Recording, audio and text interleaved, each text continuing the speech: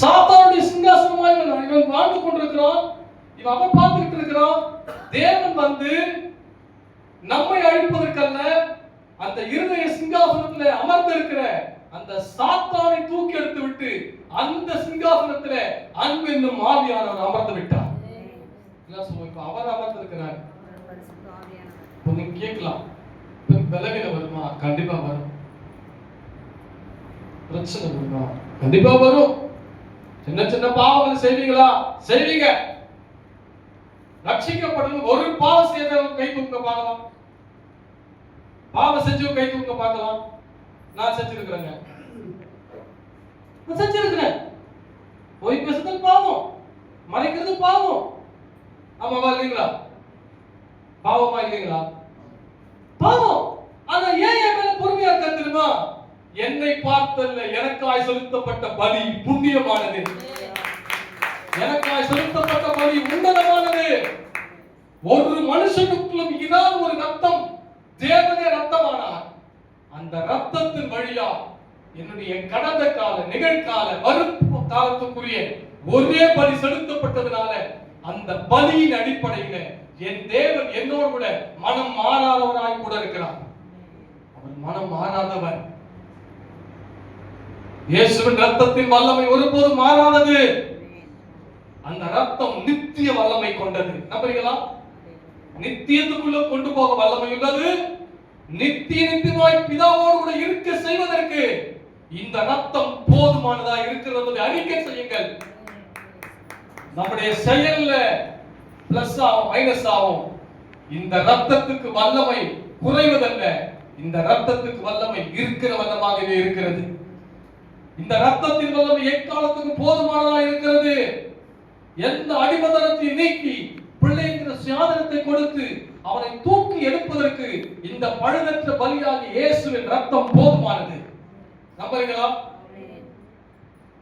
பரலோக வாசல் நமக்காய் திறக்க போதுனா நான் கரெக்டா கற்பனை எல்லாம் கை கொண்டுட்டேன். யாராவது இருக்க முடியாது கரெக்டா. அது செய்யணும்னா அவர் கரெக்டா இருக்கணும். ஒரு கற்பனையை கை கொள்ளலாம் எப்படி இருக்கணுங்க? ஒரு பரிசுத்தவான் தான் கட்டளையை கை கொள்ள முடியும். நம்முடைய பரிசுத்தத்தை, நம்முடைய நீதியை ஏதேன் தோட்டத்திலே எழுந்து போனோம். ஒரு மனிதனுக்குள்ள அதை வச்சார், அவன் அதை இழந்து போயிட்டான். ஆனா இப்ப தேவன் நமக்குள்ள வச்சிருக்கிறாரு. இந்த தேவன் நீதி, இந்த தேவன் பரிசுத்தமானவர்.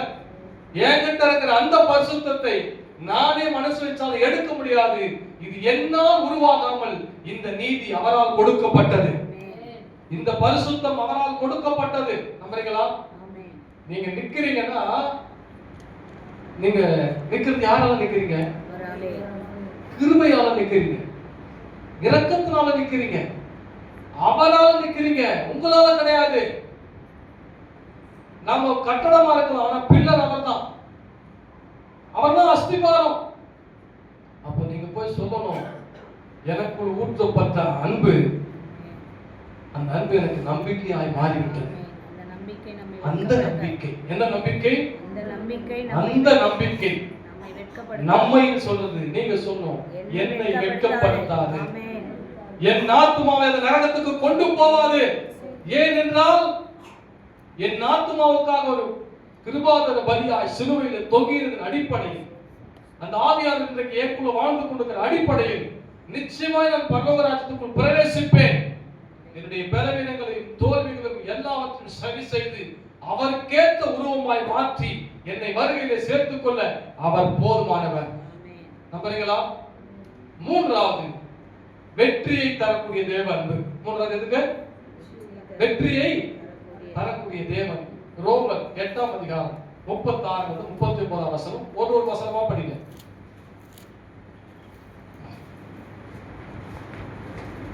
கிறிஸ்துவின் அன்பை விட்டு நம்மை பிரிப்பவன் யார்? உபத்திரவமோ, வியாகுலமோ, துன்பமோ, பசியோ, நிர்வாணமோ, நாசமோசமோ, பட்டயமோ, இவையெல்லாவற்றிலேயும் நாம் நம்மில் அன்பு கூறுகிறாலே உச்சம் ஜெயங்களுள்ளாய் இருக்கிறோமே. மரணமானாலும் ஜீவனானாலும் தேவ தூதர்களானாலும் அதிகாரங்கள் ஆனாலும் வல்லமைகள் ஆனாலும் நிகழ் காரியங்கள் ஆனாலும் வரும் காரியங்கள் ஆனாலும் உயர்வானாலும் தாழ்வானாலும் வேறெந்த சிருஷ்டியானாலும் நம்முடைய கர்த்தராகிய கிறிஸ்து இயேசுவில் உள்ள தேவனுடைய அன்பை விட்டு நம்மை பிரிக்க மாட்டாது என்று நிச்சயித்திருக்கிறேன். ஆமென். என்ன சொல்றாங்க? நிறைய காரியத்தை சொல்றாரு.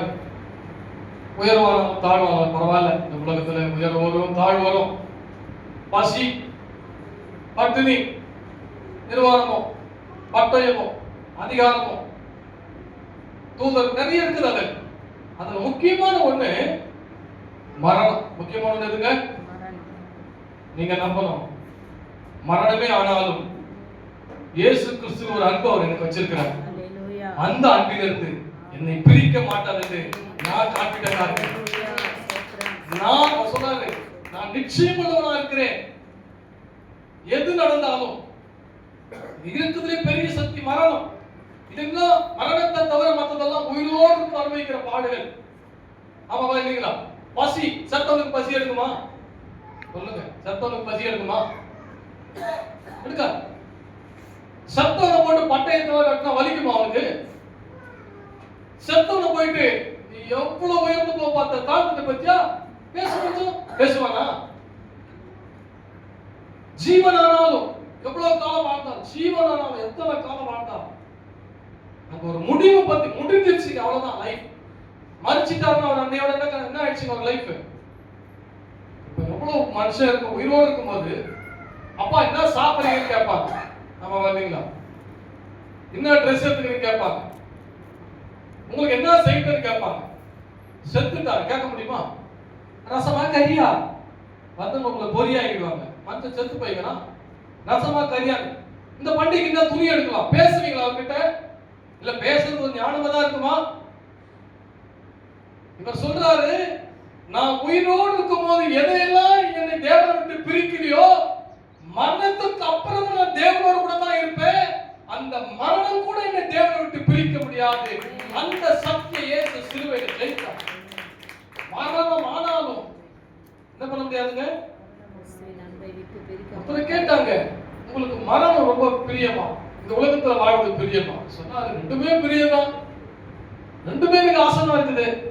ஆனா ஒண்ணு, இந்த பூமியில வாழும்போது அவருடைய முகம் எப்படி இருக்கும், அவருடைய வல்லம் எப்படி இருக்கும், அவருடைய தயவு எப்படி இருக்கும், அவரு யாரும் தேடிட்டு இருக்கிறேன் நானு. ஆனா மறிச்ச உடனே இந்த ஒரு காண முடியாத தேவனை காண முடியாத நிலையிலிருந்து காணக்கூடிய ஒரு நிலைக்கு அழைத்து செல்வதே மரணம் என்று சொல்லி முடிச்சாங்க. ஒரு ரட்சிக்கப்பட்ட தேவனுடைய பிள்ளைக்கு மரணம் நஷ்டம் அல்ல, மரணம் லாபம். மரணம் எனக்கு என்னங்க? மரணம் நமக்கு என்னவா முடிய போகுது? மரணம் எனக்கு லாபம். பவுல் சொல்றார் பிலிப்பியர் 1:21.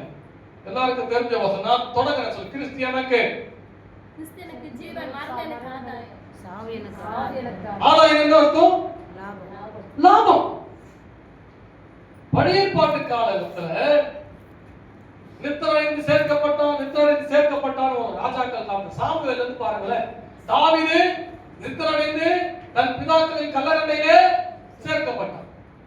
சாலமோன் தன் தகப்புடைய கல்லறையிலே சேர்க்கப்பட்டான் இருந்தான். ஆனா புதிய ஏற்பாட்டு ஒரு வார்த்தை சொல்றாரு, அவன் தூங்குறான். என்ன பண்றாங்க? நம்ம என்ன கொடுக்குறாங்க?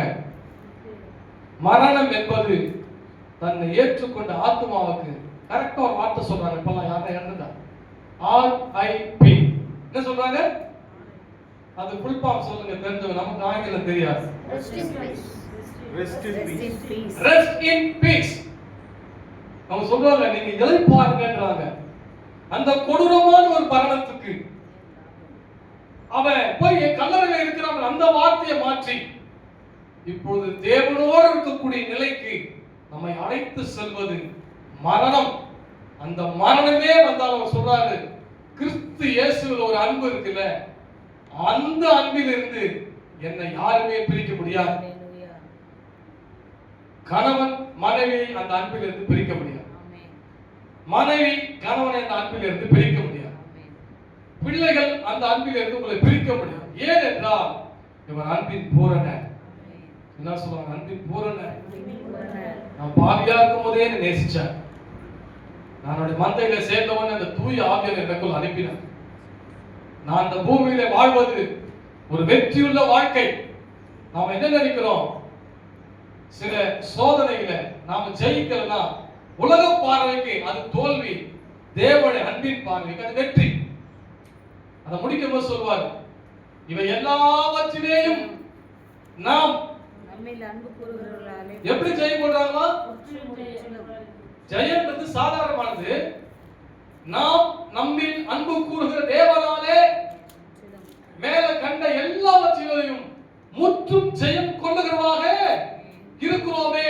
நீங்க வீட்டுல போய் எழுதி பாருங்க, நீங்க தாழ்வடைந்த நிலை ஜெயம் பெற்றீர்கள் அர்த்தம்.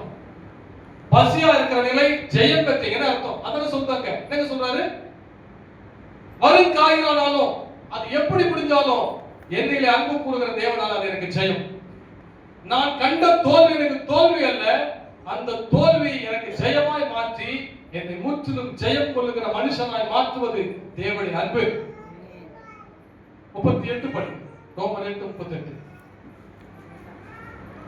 மரணமானாலும் ஜீவன் ஆனாலும் தேவ தூதர்கள் ஆனாலும் அதிகாரங்கள் ஆனாலும் வல்லமைகள் ஆனாலும் நிகழ்காரியங்கள் ஆனாலும் வருங்காரியங்கள் ஆனாலும் உயர்வானாலும் தாழ்வானாலும் வேறெந்த சிருஷ்டி ஆனாலும் நம்முடைய கர்த்தராகிய கிறிஸ்து இயேசுவில் உள்ள தேவனுடைய அன்பை விட்டு நம்மை பிரிக்க மாட்டாது என்று நிச்சயித்திருக்கிறேன்.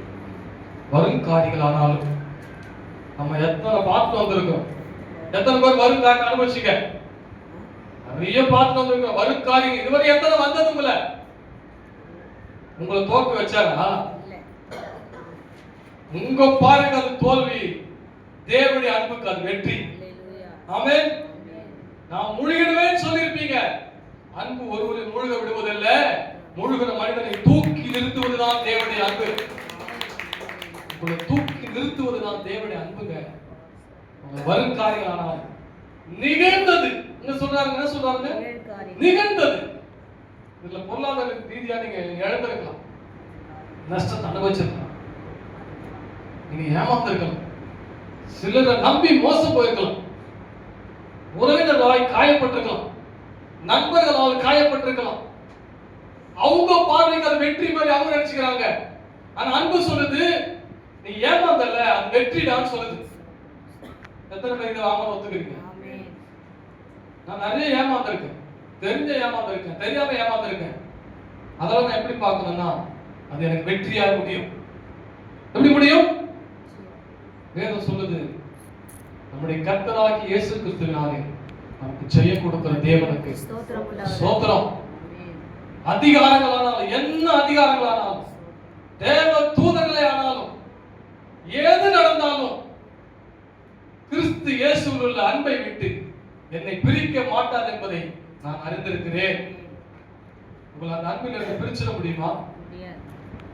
ஏற்கனவே சொல்லியிருக்கிறேன், இருந்தாலும் சொல்றேன், இந்த பிரசங்கத்துக்கு அது ஒரு உதவியா இருக்கும், உங்களுக்கு ஈஸியா இருக்கும். சாத்தா போய் கேட்டான் அவன் போதகர் கிட்ட, உன் அன்பில இருந்து தேவனை பிரிக்கிற பாக்குறியாச்சு, பிரிச்சுக்கோனா போய் பேசிச்சான். யாருக்கிட்ட? போதகர் கிட்ட. உன்னுடைய அன்பில இருந்து நான் தேவனை பிரிச்சு காட்டட்டுமா? பிரிச்சுக்கோ, அது ஈஸி. நான் பாஸ்டர் சொன்னா அது ஈஸி. ஆமா ஈஸி தான். இவர் சொன்னானா உன்னால பிரிக்க முடியாத ஒரு அன்பு இருக்கு, அதை நான் சொல்லட்டுமா? நேரம் விசுவாஸ் கேட்சா அப்படின்னா அன்பு தேவனுடைய அன்பிலிருந்து என்ன உன்னை பிரிக்க முடியாதுடா. என்ன சொல்லுங்க? என்னுடைய அன்பிலிருந்து நானே கொஞ்சம் பிரிச்சு வைக்கலாம். கடவுளே இன்னைக்கு என்னால ஜபிக்க முடியல, கொஞ்சம் பலவீனம், கொஞ்சம் ரெஸ்ட் எடுக்கலாம், என்னால அது பண்ண முடியல, என்னால முடியல, கொஞ்சம் அப்ப கொஞ்ச நேரம் பிரிச்சு வைக்கலாம். நீங்க அவரை பிரித்து வைத்தாலும் அவருடைய அன்பிலிருந்து உங்களை நீங்களே பிரிக்க முடியாது. நீங்க தைரியமா இருக்கலாம். அவருடைய அன்பில இருந்து நான் வெளியே வர ஆரம்பிச்சாலும், நான் எங்க போனாலும் அவரால் என்ன நேசிக்காம இருக்கவே முடியல. சுத்தி சுத்தி வந்து நேசிக்கிற தேவன். ஆமென். சிலர் போட்டி போட்டு கொடுப்பாங்க, பார்த்திருக்கீங்களா? போட்டி போட்டு கொடுப்பாங்களா இல்லைங்களா? காஞ்சிபுரத்துல ஒரு போதகர் இருக்கிறார். ஆரம்ப ஊழியத்தில் என்னடா கேட்க ஒரு நாய் இல்லையா, ஒரு நாதி இல்லையா. இன்னைக்கு ஒரு 300-400 பேர் வராங்க அவர் சபைக்கு. ஆண்டு விழாவுக்கு இன்னொரு பிரதர் கிட்ட சொல்லிட்டாரா, மைக் செட்டுக்கு 3 நாளைக்கு கன்வென்ஷன் 20,000 ரூபாய் ஆகும். இவர் போய் சொல்லிட்டு இருக்காரு. நான் பாஸ்டர் கேட்டாரு, மைக் செட் யார் பாத்துக்கிறீங்கன்னு. 3 நாளைக்கு 20,000 நான் கொடுக்குறேன். வந்து வீட்டுக்கு போயிட்டு போன் பாஸ்டர் அந்த சின்ன அமௌண்ட் ஏன் கேட்ட தர